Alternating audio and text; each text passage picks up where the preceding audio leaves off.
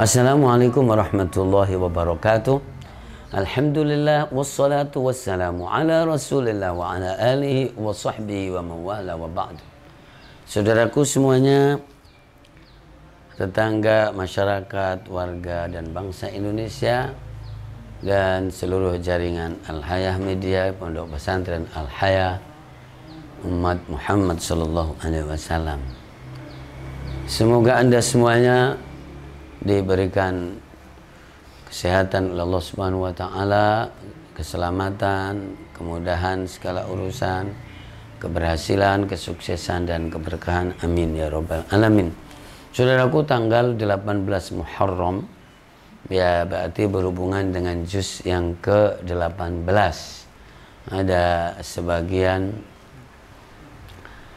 dari belakang surat Al-Furqan, ya kan, kemudian surat An-Nur dan surat Al-Mu'minun, ya, dan indah sekali Al-Mu'minun tentang sifat orang-orang yang beriman, dan juga ada kisah, ya, ada tentang neraka, surga di hari kiamat nanti, ya, dan tentu proses-proses kejadian kiamat, dan ditutup wa qur rabbighfir warham wa anta khairur rahimin, surat Al-Mu'minun. Surat An-Nur karena sesuai dengan tabiatnya adalah cahaya, menerangi, menyinari, maka membeberkan jadi permasalahan-permasalahan kehidupan, kekeluargaan.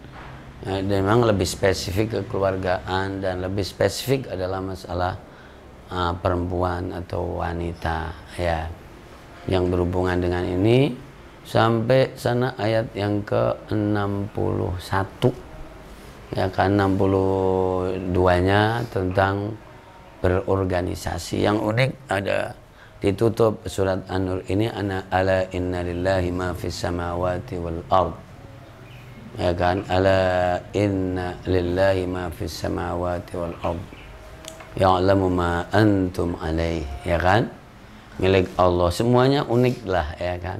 Lalu surat Al-Furqan dimulai dengan berkah, tapi di juz 18 ini ditutup jadi tentang cobaan sebagian atas yang lain, ya kan, wa ja'alna ba'dakum li ba'din fitnah atasbirun, ya kan, wa kana rabbuka basira, iya, tapi tetap penglihatan Allah Subhanahu wa taala.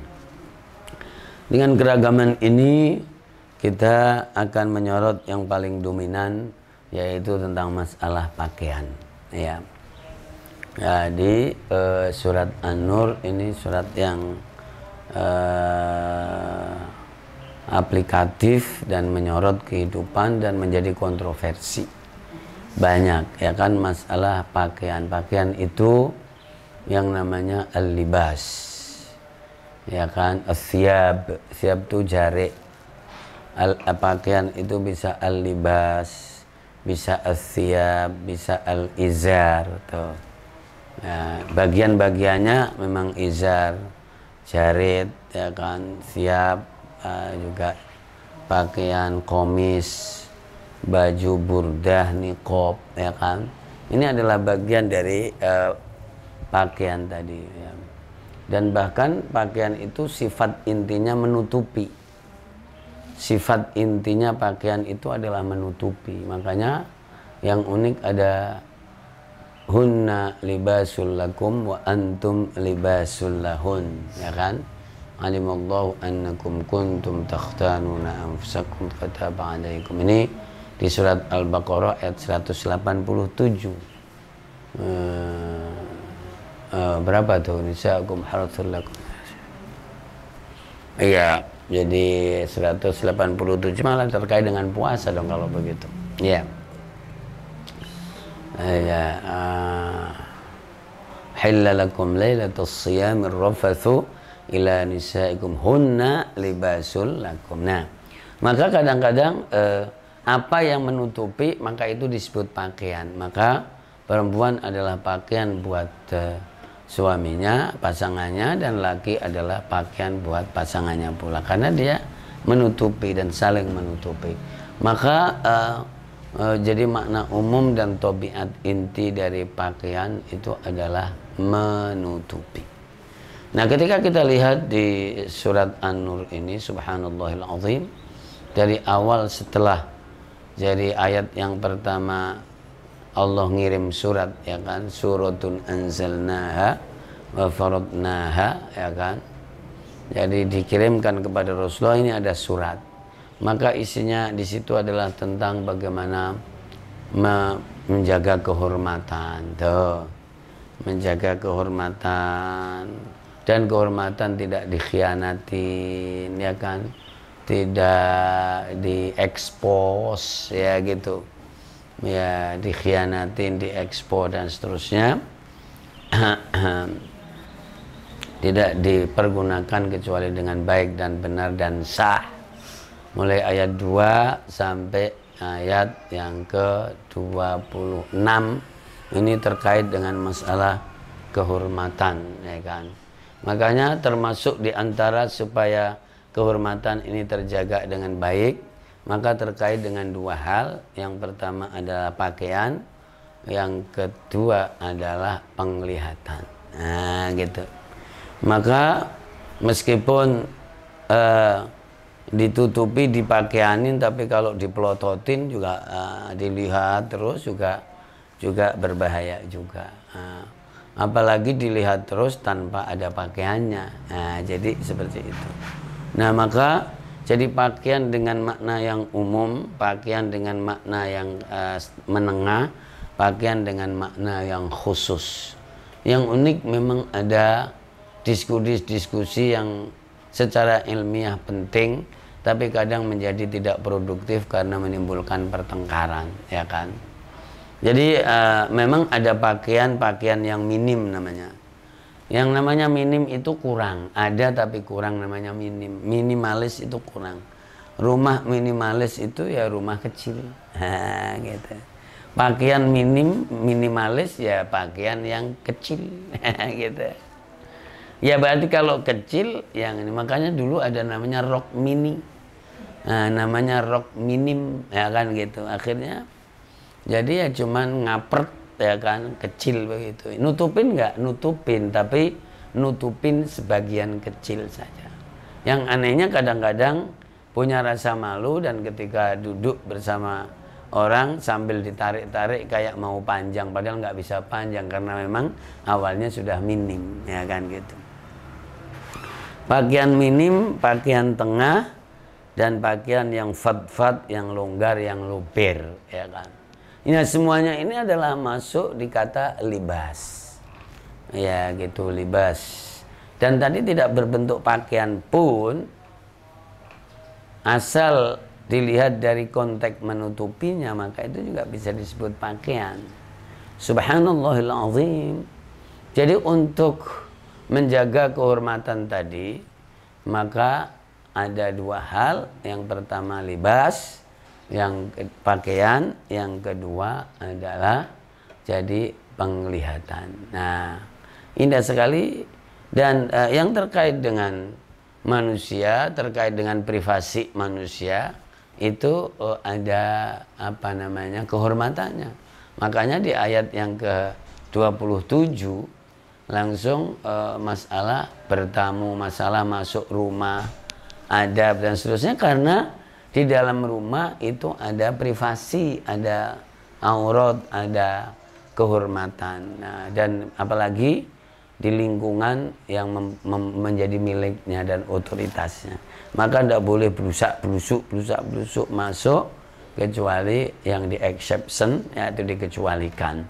Nah, ini adalah jadi masalah privasi, kehormatan, ya kan, dan seterusnya, maka ditutup, dipakein, ya. Begitu juga masalah penglihatan, ya kan, maka di ayat berikutnya yang ke-30 dan 31, ya kan, maka disuruh ghaddul basar, yaitu menundukkan pandangan, bukan memejamkan, merendahkan. Maksudnya jangan menabrak atau bertabrakan pandangan itu sesuatu kemuliaan dan kehormatan yang tidak dibolehkan. Nah kalau misalnya ada pakaiannya dengan baik dan tepat, maka bisa dilihat itu pun juga ketika dipelototin banget meskipun ketutupan pun juga karena penglihatan yang tajam yang melebihi dari kebutuhan yang umum, maka itu ada sesuatu. Makanya sambil dipikiri dulu ada hadis, la ya Ali la tudbi'in nazratan nazrah fa inna lakal ula wa laysa lakal akhirah. Ya kan, baginda Rasul SAW mengikuti mengarahkan Ali bin Abi Thalib radhiyallahu anhu, kamu jangan memelototin ya gini gitu, mengikuti pandangan dengan pandangan yang berikutnya. Cukuplah kamu yang pertama. Yang pertama itu oh iya, oh dia, oh iya laki, oh iya perempuan, gitu maksudnya. Nah tapi kalau begini, oh ternyata, nah begitu, itu artinya la tudba'in nazratan nazrah. Meskipun memenuhi syarat pakaian pun kalau dipelototin begini ini, apalagi kalau orangnya tahu, apaan sih melotot banget, ya kan begitu. Nah jadi tetap aja, makanya jadi itu masalah pakaian dan kemudian masalah jadi pandangan. Ayat 31, 32 dan malah ditutup dengan tobat, ya kan, wa tubu ilallahi jami'an ayyuhal mu'minuna la'allakum tuflihun. Dan tentu ketika memang itu sudah tidak bisa untuk mengendalikan, membentengi, membatasi, ya udah nikah aja, ya kan. Makanya ayat 3-3-nya wa ankihul ayama minkum wassalihina min ibadikum wa imaikum, ya kan?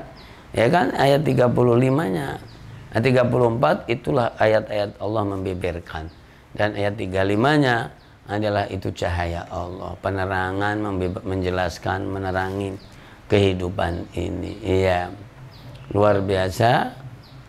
Kemudian sebentar dari ayat yang ke 36, 37, ya kan, 38, 39, ya. Nah, ini perumpamaan pujian Allah terhadap orang yang sibuk dan tidak melupakan Allah, amalnya orang mukmin, amalnya orang kafir, ya.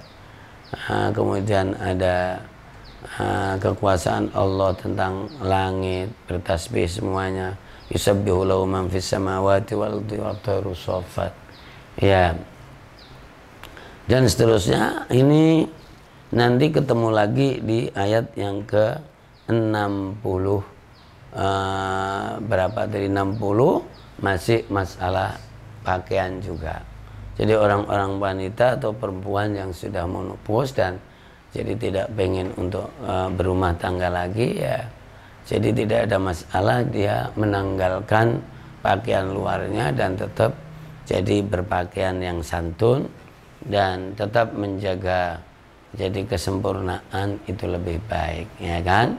Dan di ayat yang ke-61 itu masih juga laisa 'alal a'ma harajun. Nah, jadi banyak sekali jadi yang berhubungan dengan ini, dengan nutup, dengan pakaian, dengan kehormatan dan dengan wanita. Nah, secara spesifik kalau pakaian wanita itu bagaimana? Makanya tadi saya sebutkan ada pakaian minim, ada pakaian tengah, ada pakaian ya kan fadfad yang lengkap.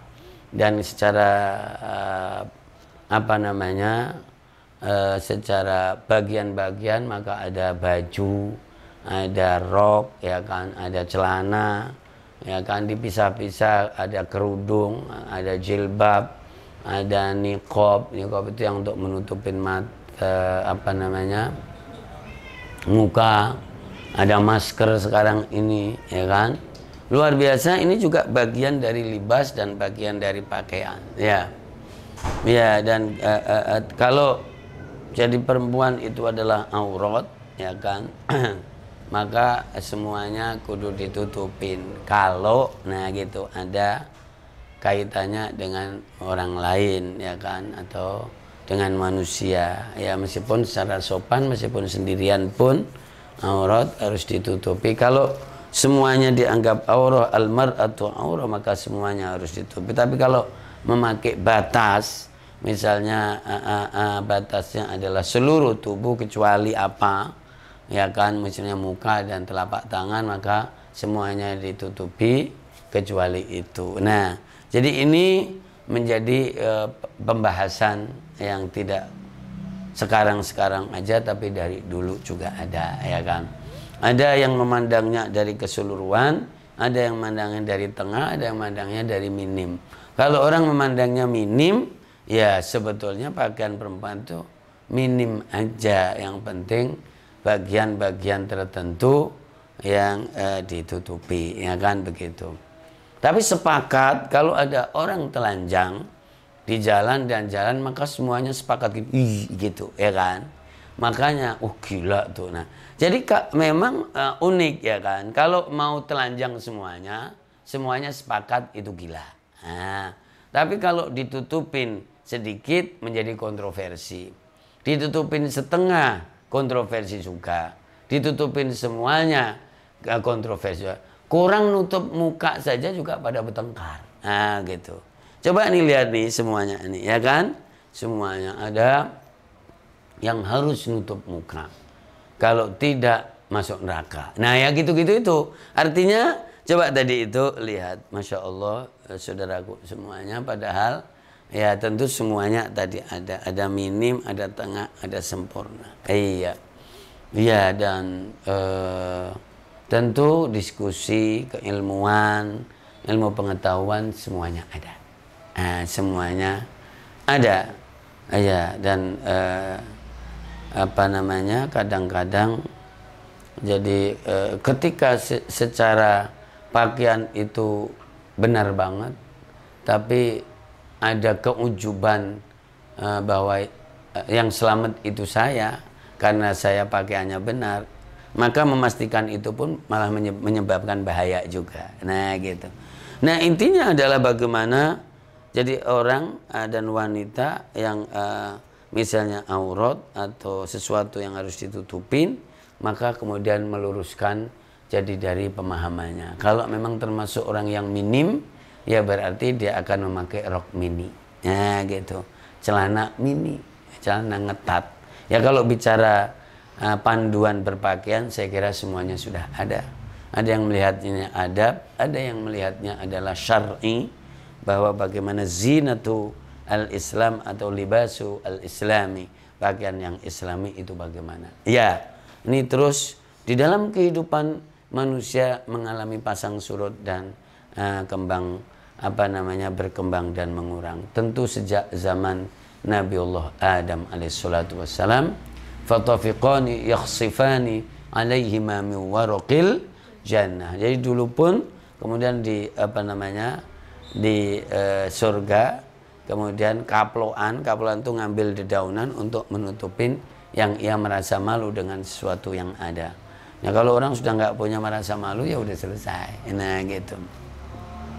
Nah, inilah jadi pakaian. Ada pakaian yang hampir disepakatin semuanya, ya kan. Biasanya yang hampir disepakatin itu pakaian tengah. Ya, tapi ya sekarang ini dibeda-bedakan, ini pakaian muslim, muslimah, ini pakaian nasionalis gitu. Jadi sebetulnya nasionalis pun ketika jadi dibarengin dengan ada perasaan, ada adab, ada kepatutan, maka sebetulnya akan ketemu di titik yang tengah. Nah, begitu. Dan tengah ini menjadi enak. Dan setiap jadi pakaian tertentu pasti akan mempunyai efek. Jadi ketika orang pakaiannya sangat lengkap dan secara syar'i itu bagus, maka kadang-kadang dia cuman akan bisa bergaul dengan orang yang sebegitu juga. Dengan akhirnya yang lain tidak bisa bergaul juga. Ya, begitu. Nah, maka ini juga ada yang bilang yang penting benar. Iya juga, benar itu penting. Tapi bukan yang penting benar juga. Ya. Benar itu penting, tapi bukan yang penting benar, karena di sisi lain juga kamu bersilaturahim, kamu berhubungan, kamu kalau bisa jadi sebanyak-banyaknya menjembatani orang kebaikan dan seterusnya. Atau Jadi melakukan yang paling tinggi di dalam konteks berpakaian, akan tetapi mempunyai kemasan jadi akhlak mulia yang lebih tinggi dari itu, sehingga meskipun secara pakaian sangat ganjil, tapi dia sangat bisa luas, jadi berkomunikasi yang sangat luas. Nah, jadi kalau kemudian pakaian kamu membatasi kamu, dan apalagi mendorong kamu untuk mengatakan kalau yang tidak begini adalah akan masuk neraka, ini sangat-sangat ngeri, meskipun kadang kalau dicari tagnya pasti ada. Nah, jadi inilah masalah pakaian yang sudah jelas menurut syar'i, tapi menurut konteks kemasyarakatan perlu terus harus disosialisasikan, dikembangkan, diakomodirkan, diakomodasikan. Jadi supaya ngaji kalau yang baik kemudian sudah diterima masyarakat itu lebih enak. Kalau yang baik belum diterima oleh masyarakat maka menjadi pertengkaran juga. Apalagi yang salah tidak diterima masyarakat juga pertengkaran. Yang masalah adalah yang salah dan sudah diterima oleh masyarakat. Lalu orang-orang yang pada berpakaian, gitu.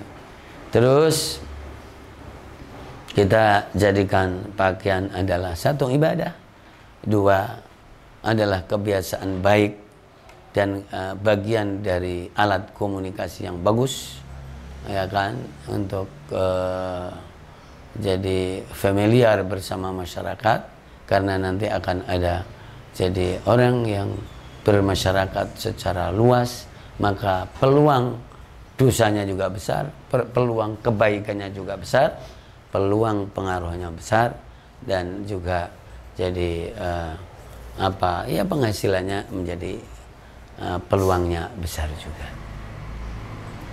Pakaian adalah ciri khas bangsa. Pakaian adalah kepribadian kita. Ayo jadi diperhatikan pakaian ini sebagaimana Allah memperhatikan dengan begitu komplit di surat An-Nur. Wallahul muwaffiq ila aqwamit thoriq. Wassalamualaikum warahmatullahi wabarakatuh.